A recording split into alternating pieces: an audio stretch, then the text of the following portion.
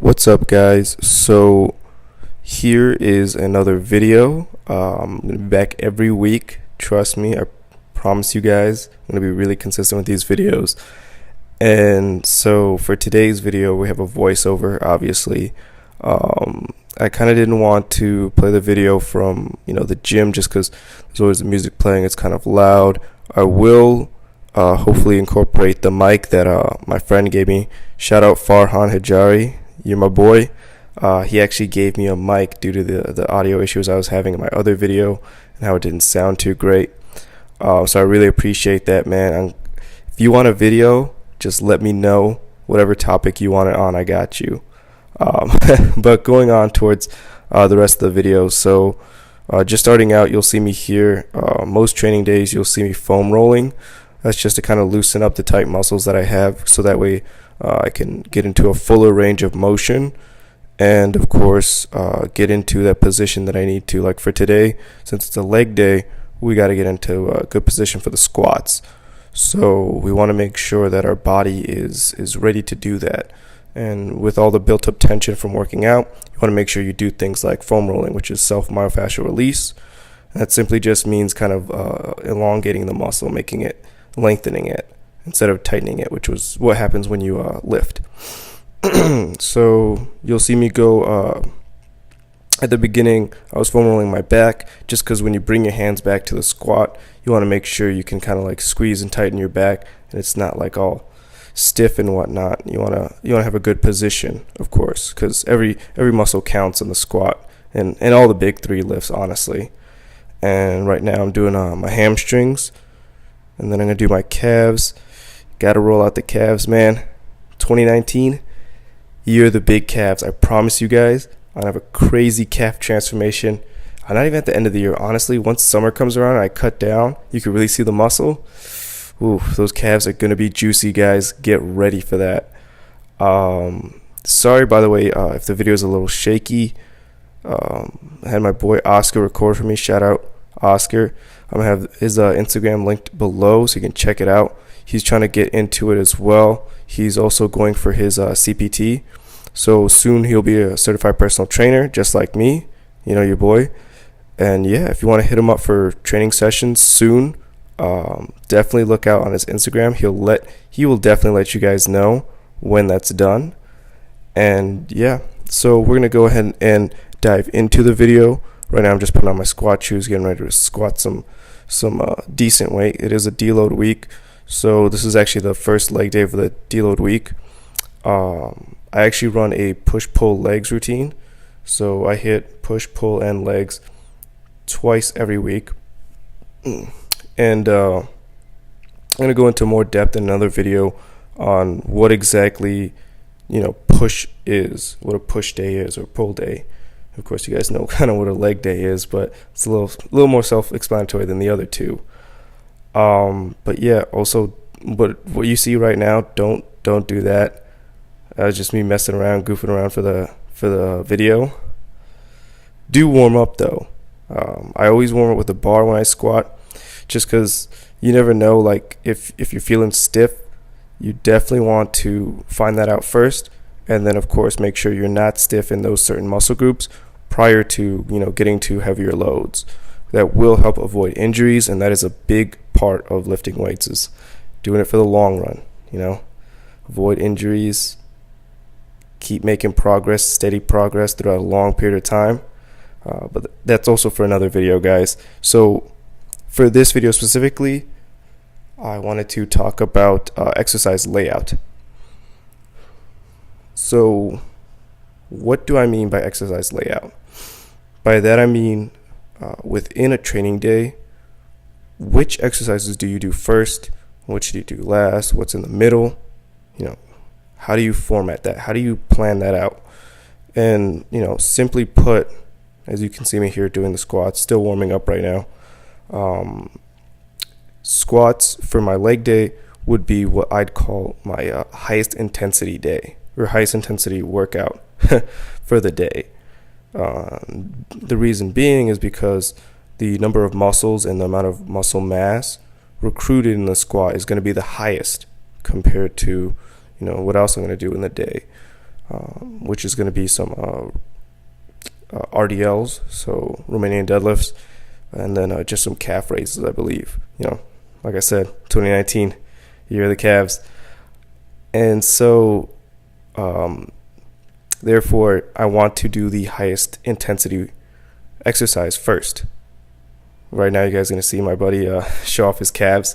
If you guys want great calves, man, hit him up. He will definitely help you get some good looking calves. But beside that, if calves are your goal, great, talk to him. But if you want to get jacked, I got you guys.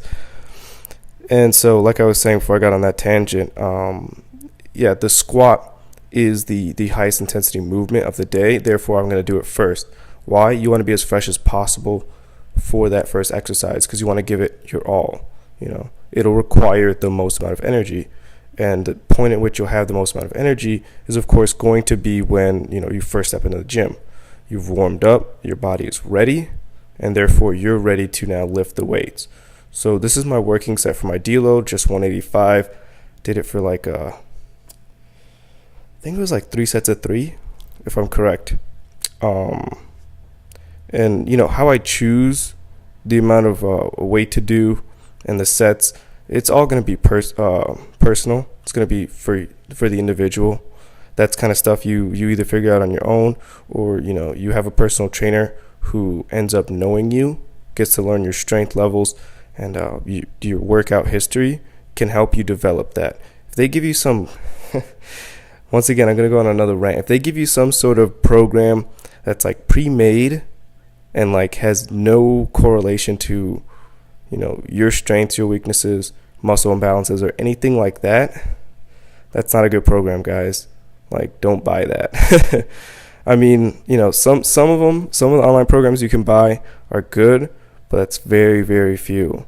Right, guys? You want something that's personalized and made for you, customized for you, because that's going to get you the most progress without the most, hardships, injuries, and whatnot. But regardless of that other rant, going on the exercise layout, so once again, you start with the highest intensity and then you go down. So right here, we're finishing up the squats and putting the weight away.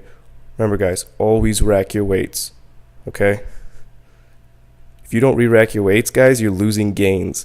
All right, hear me out. Right, you re-rack your weights, that's more weight lifted within a certain period. That's load over time with a different range of motion. That's volume right there, guys. Trust me. But anyways, going forward, besides that little spiel, I don't know what he was doing there. Yeah, this guy's goofy, but you gotta love him. Next up is the RDLs, I believe. So the Romanian deadlifts. Yep. So here, I believe I had also, here I had 135 for sets of 5. I did a couple sets, didn't record all of them, but RDLs would be the next up on, the intensity level. So hamstrings, glutes, lower back here. A lot less lower back, so that's good. That's going to reduce the intensity. Glute-wise wasn't too rough.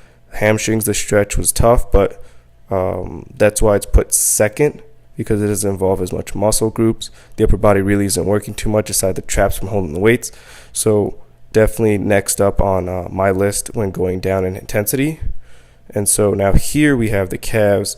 Of course, only 2 muscles in the calves, the gastrocnemius and the soleus. Almost forgot the second muscle. Got to keep up my calf knowledge. So much smaller muscle groups. Therefore, last on the list for leg workouts, of course. At the end, you'll also see me do abs. The days I do abs, really just whenever I can fit them. So since my leg movements, I'm only doing three movements in one day. That's why I typically put abs on them, just so, I have the time. I do 2 movements for abs. Yeah. So the ball crunch here, which is higher intensity than the next ab movement.